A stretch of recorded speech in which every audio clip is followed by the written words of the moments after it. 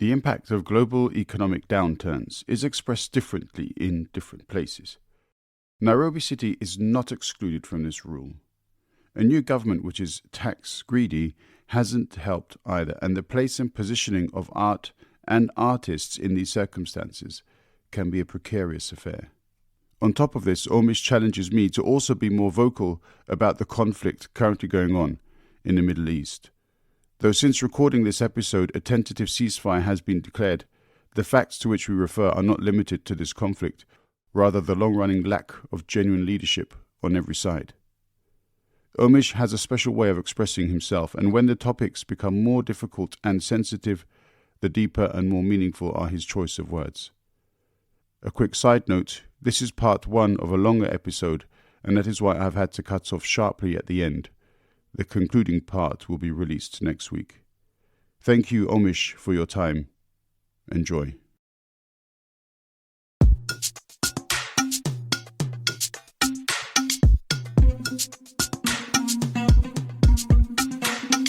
Don't wait a peck, could well mabiro to under mic. Don't parodit could joke mawoye to under mic. Sechetin subuta wawinji to under mic. Ola wa jokre wa bedpi biwa winje Irochako the moment and a podcast makende.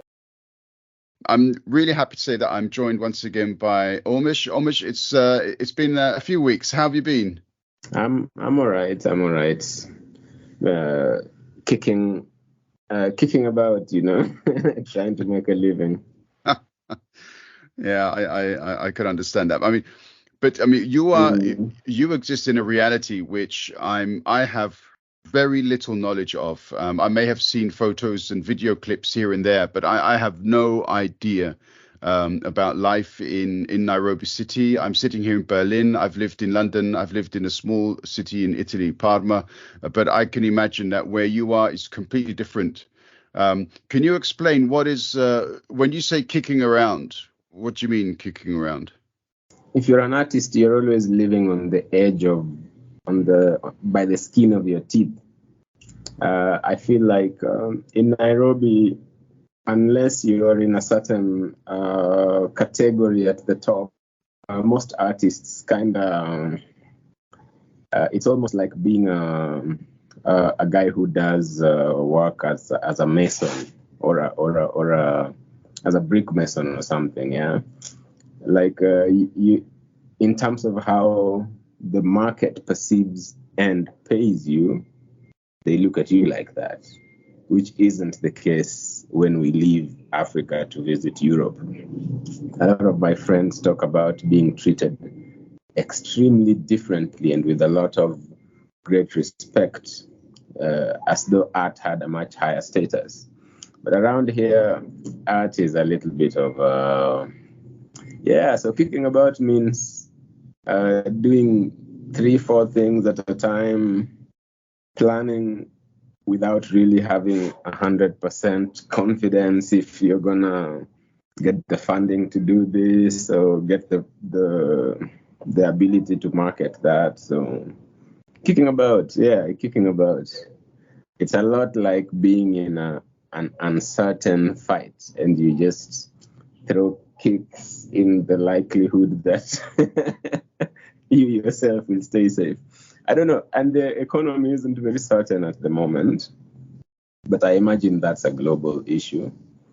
That's not just a Nairobi issue. Of course, I would imagine, the effect in Berlin might not be as heavy as it is this way. Plus, we have a new government that is, I would say, tax greedy. And a lot of taxes have recently been raised, and a lot of basic commodities are being taxed. There's even rumors of tampons and other such necessities being taxed. Like, it's a bit ridiculous. But yeah, so apparently the country is trying to make sure all the money goes into its pockets and not into ours. So yeah, it's a time to kick about, Mr. Zach. Yeah. It's important for me to say that this isn't. If you bumped into the average person in Nairobi, you wouldn't be able to tell from the way they live and from the way they carry themselves and from how their spirits are. You get. And I think maybe that's where the kicking about comes in, Okay.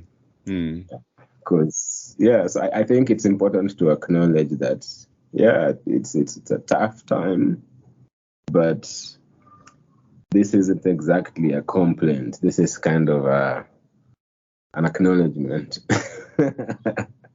I recently completed an audiobook written by and read by a British Nigerian athlete called Anyika Onwuora, and she spoke a lot about, obviously, a lot of racism when she was growing up, both in everyday life, but also in the system that's supposed to be there to promote her and to help her. But a lot of racism, a lot of sexism in the UK in the athletics area. But what she spoke about was very similar to what you just said there. So you are in the process of doing 3 or 4 different projects for art, for your production, as it were. But at the same time, you're also looking out for funds. You're looking ways to make money, to make ends meet, to pay for your costs, to pay for your materials, to pay for the people that work with you. And she was saying that while she was training and competing, that she had another part of her, which was sending out emails, phoning people, trying to find sponsors, trying to find funding. And what this says to me is that there is an inherent problem within the system that is supposed to be there to promote art or to promote sport. But actually, the system is so poorly put together. The people who are actually there producing the interesting, as it were, product, either the art or the sport, have to spend far too much time trying to facilitate that through funding, when really it should be the system doing that for them, no? It's even more interesting, yeah. Our national football team is called the Harambee Stars, right?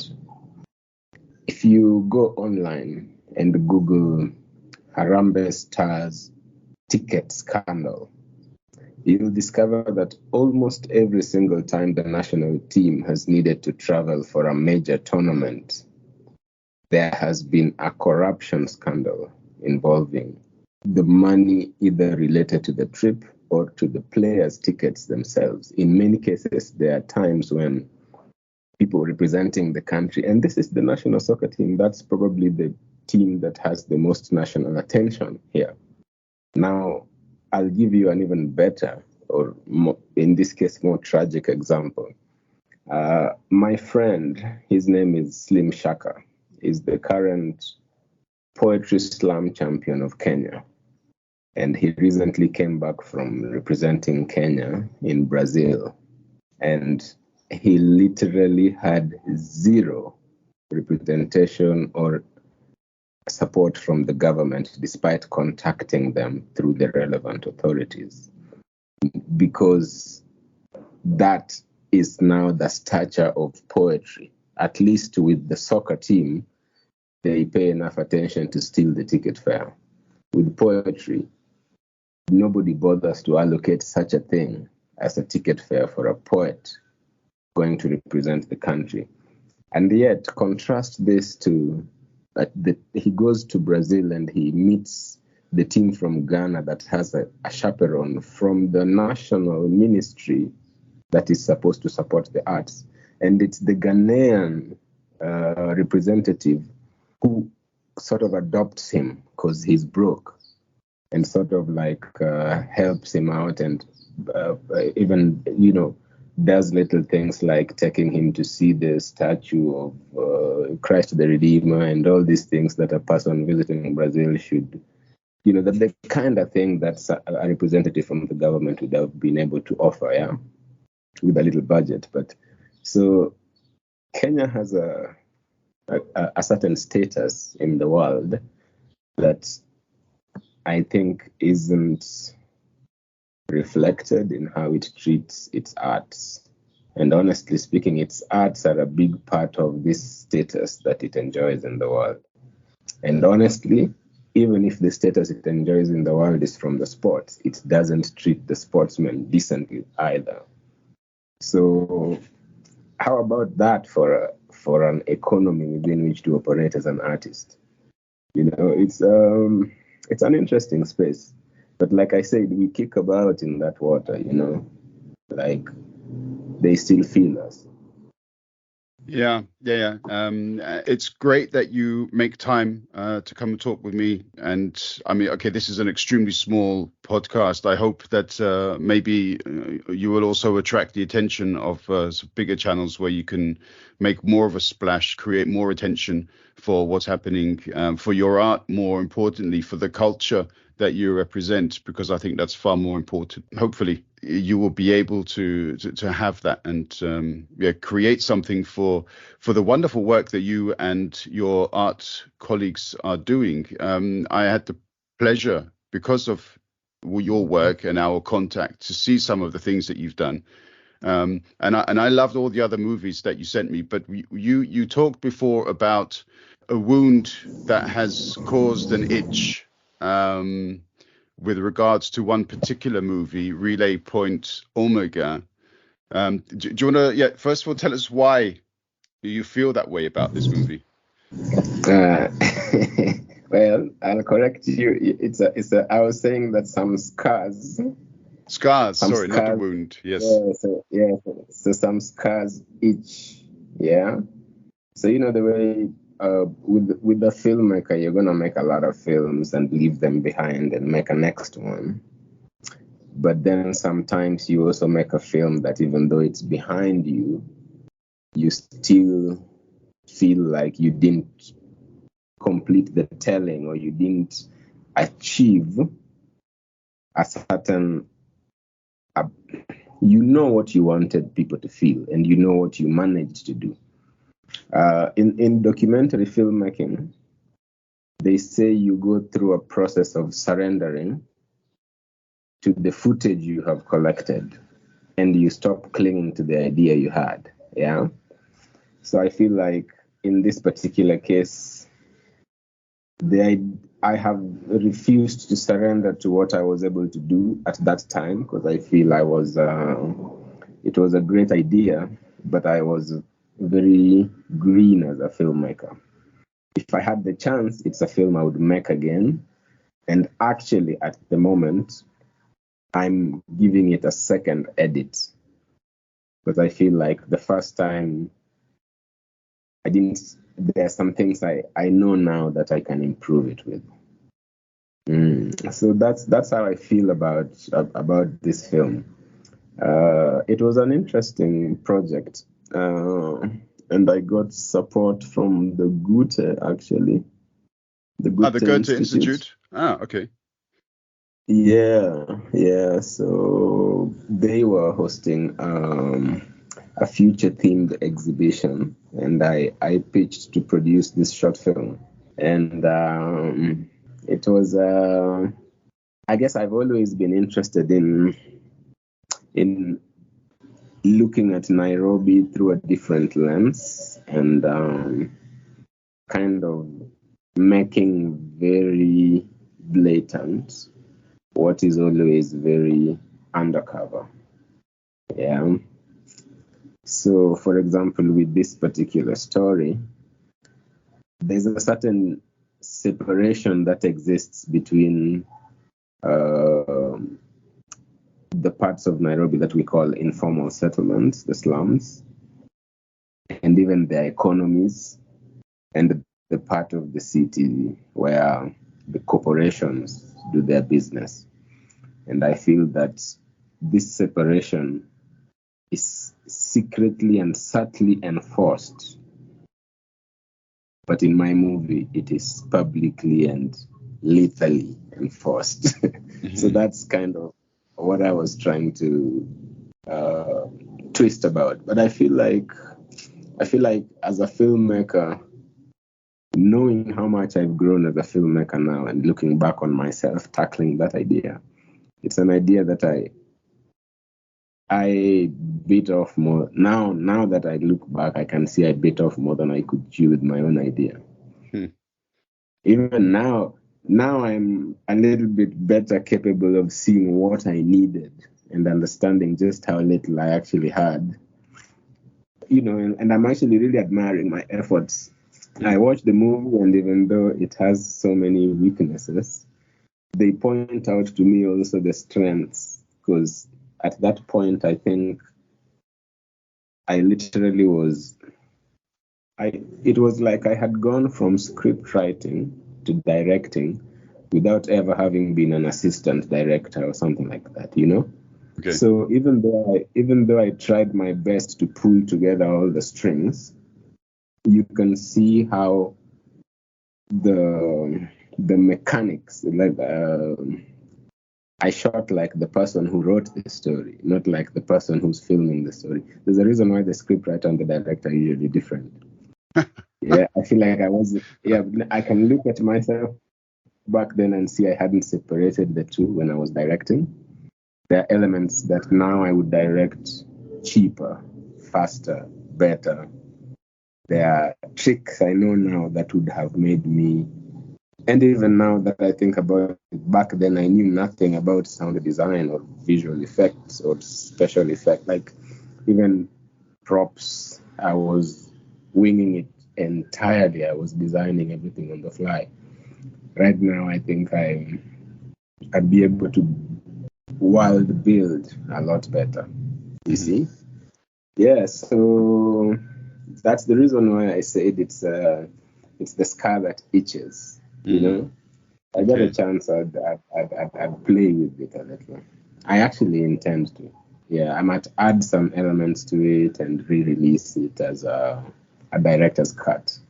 Interestingly enough, no one seems to make science fiction films here. Ever since I shot this, I haven't seen another. And before this, there was only one really popular one, Pumzi, by a lady called Wanuri Kahiru. Well, there has been science fiction in the 48-hour film festival, but I kind of don't want to count that because there has to be, somebody has to pick that ballot, So I'm like, I'm not going to count that as, it is a science fiction film, yes, but it's probably not a passion project. I want to see the local science fiction passion projects, I'd like a science fiction culture, storytelling culture to build here. Personally, I will be making films in that genre again.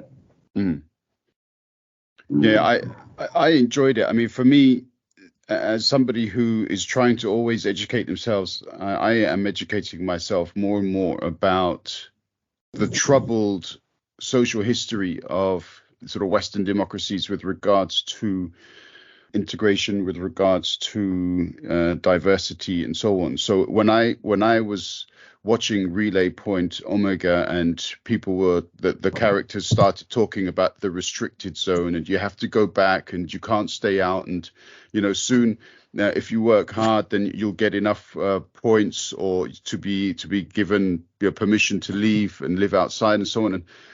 And all of these things spoke to me about, on the one hand, apartheid, and on the other hand, a bit like the Jim Crow laws. Is that the kind of effect that you were aiming for, or was there something else that you had in mind? Apartheid was about race. I'd say I was more interested in class. Okay.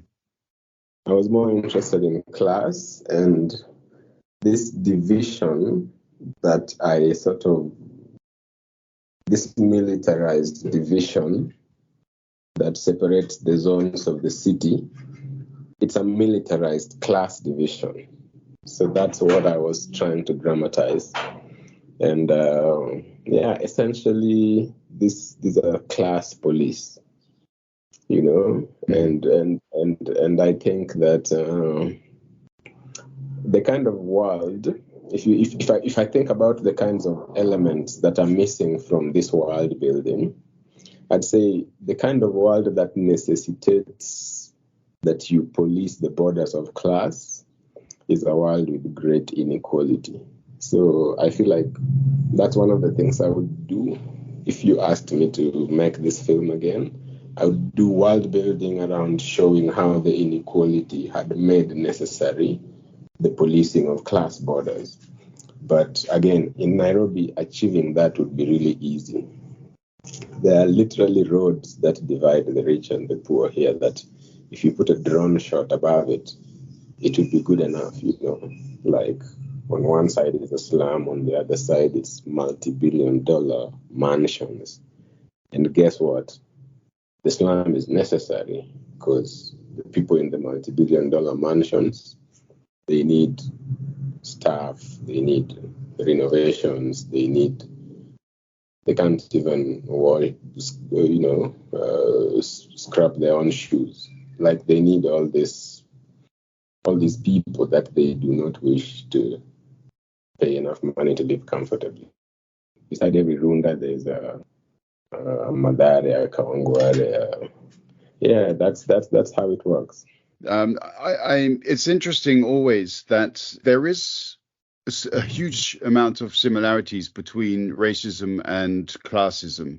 Sometimes people do confuse the two. Yeah, but sometimes one manifests the other. Completely. Sometimes a racist doesn't want to say, I hate your skin. So he says, you can't park here. You don't have permission. You don't have a card that says you can. So yeah, it's true. Like, I feel like separation will find any excuse. If the desire is to, as they say, to other, if the desire is to make an enemy of someone else, then every excuse will be harnessed.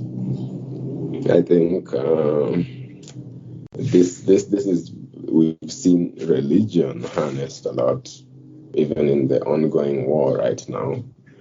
I believe that this ongoing war, religion is the smallest part of it.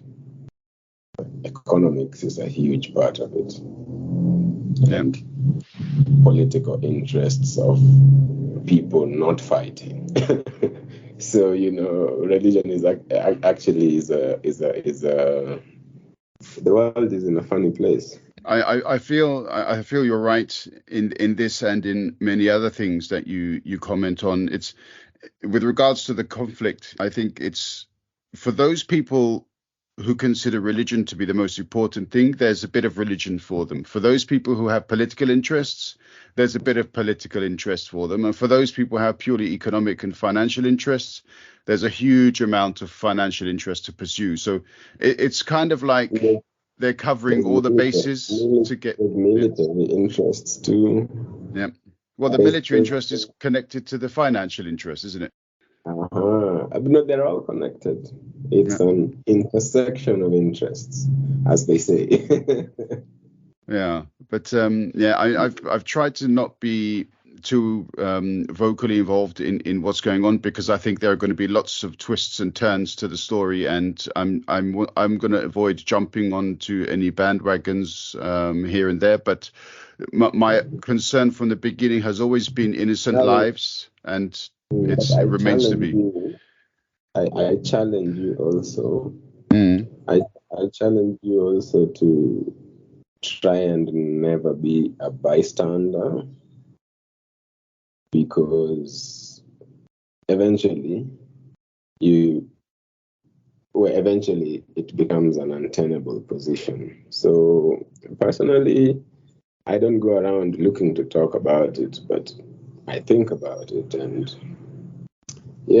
where I feel like there is power in speech. There is power in what you say and how you make someone else feel. Yeah. Before I have to punch you, I'll try and say something. Right now, it looks like I'm eventually going to have to punch somebody. War is threatening every space. Yeah. We should be talking a whole lot more at the moment, hopefully trying to keep from punching each other. Yeah. No, you're completely right. I think there have been comments from famous people in the past that, when the bad people were doing bad things, the good people were quiet and let them get on with it.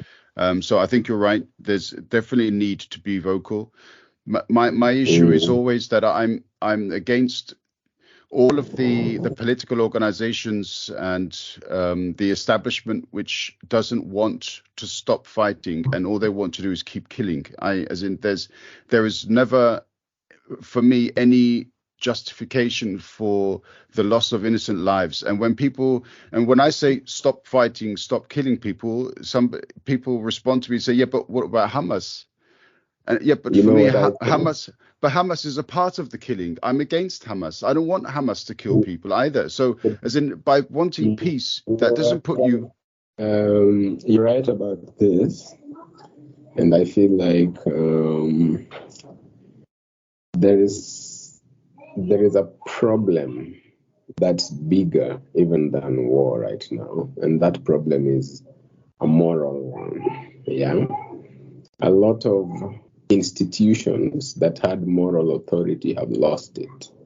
And this has essentially opened a Pandora's box where, as long as a powerful party feels justified, it's difficult for anything to stand in their way. So right now it's difficult even for the UN to say stop. It's difficult for anybody to speak strongly, because after that Pandora's box was opened, everyone is implicated somewhere, Yep. So I feel like in the end, can I tell you something, Zach? Yeah. Funny thing is, words are what stop wars.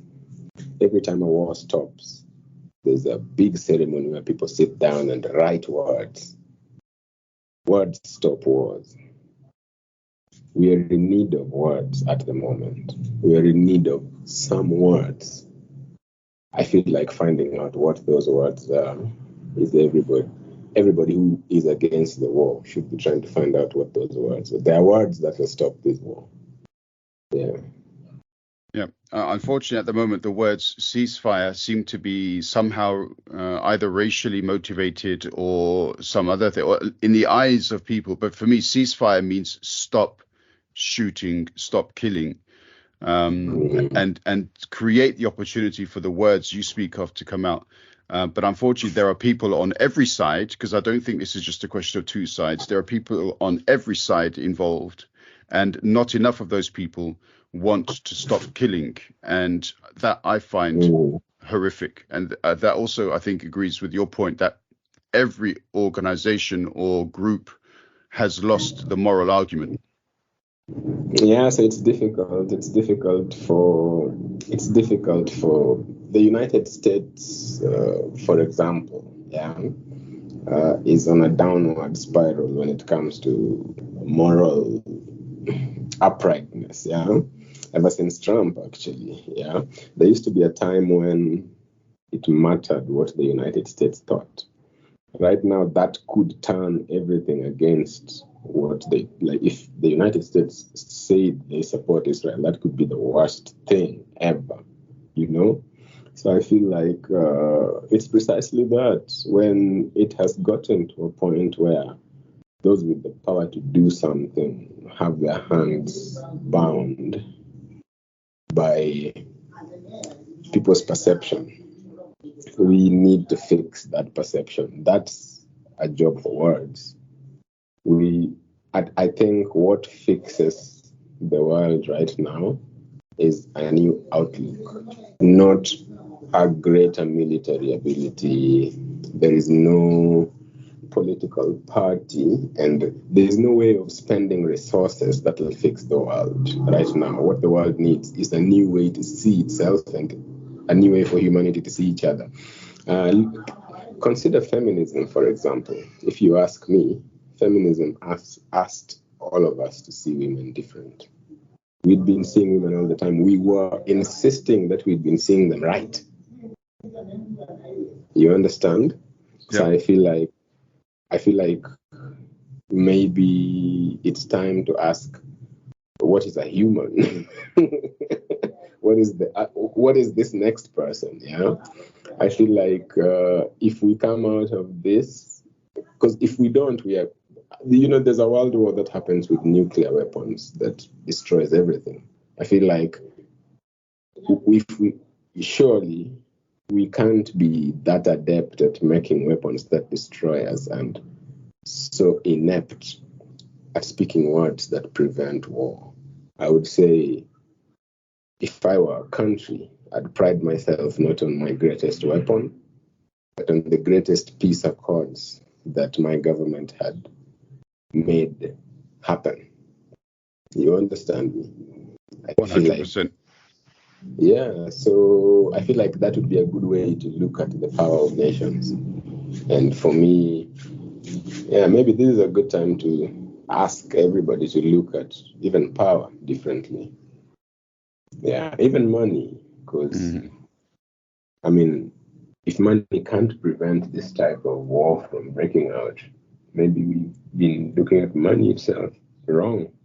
Maybe we need some different way of thinking about value that puts life somewhere sensible, Yeah. Right now I feel like doing it the money way puts life at the bottom of all priorities. Yeah. Israel is not fighting because settlers are homeless. Israel is fighting because it wants settlers to be rich. You understand? Yeah. I don't think they're homeless. And I don't think, and you don't, anyway, I don't want to go too deep into my specific feelings. No, but this is an interesting aside to the topic that we wanted to talk about, because in addition to what you were saying about your story, Relay Point Omega, it's you said it's about classism, this separation. It's about militarized classism, and obviously it's very easy, therefore, to draw the parallels between your story, which you produced. I think it was 2009. You produced What I Saw, yeah. Yeah. So there are some very clear parallels and similarities between What I Saw and what's currently going on, unfortunately, in the Middle East. So it's very interesting to be able to look at that and say, wow, that this is an issue which has been around, but it remains unresolved. And yeah, unfortunately, that is pretty much the situation. And I find it interesting also that every next generation is content to inherit these feuds. I'm curious about what a generational revolution would look like. What if, we talk about how Gen Z and Gen Alpha are all so different from the millennials, yeah? And I'm curious if they're different enough to not fight these wars. I want to see that. I'm curious if they're different enough, to not have the prejudices. Yeah. I wonder if there's gonna be a generation that is that different. You get? Because I find it difficult to believe that there is any difference in the generations if something like this comes up and there's Gen Z killing Gen Z across this battlefield. Then I'm like, okay, something is wrong with how we are doing value and doing meaning as humanity. We aren't improving in our knowledge of it, we aren't improving. If every next generation is inheriting these ideas, something is wrong. Yeah, I think consecutive generations have failed those that come after them. So I think definitely my generation failed, even though we identified the errors of our parents and our grandparents' generations. but we didn't do enough to change that. And I can see that in a lot of my behavior too, even though I'm trying to fight against it. But what I feel that I've partially achieved is passing on somewhat more responsible principles to my kids. And I think that the real impact of generations Z and Alpha will probably be felt when they themselves are parents, and whether or not they will make sure that their kids are not involved in the kinds of activities which would lead to the death and suffering of others. I'm hopeful. I'm hopeful. Yeah, well, and I also want to point out something, yeah, that historically, from what I can see, every time people have changed how they see the world, that change has been led by thinking from within the arts.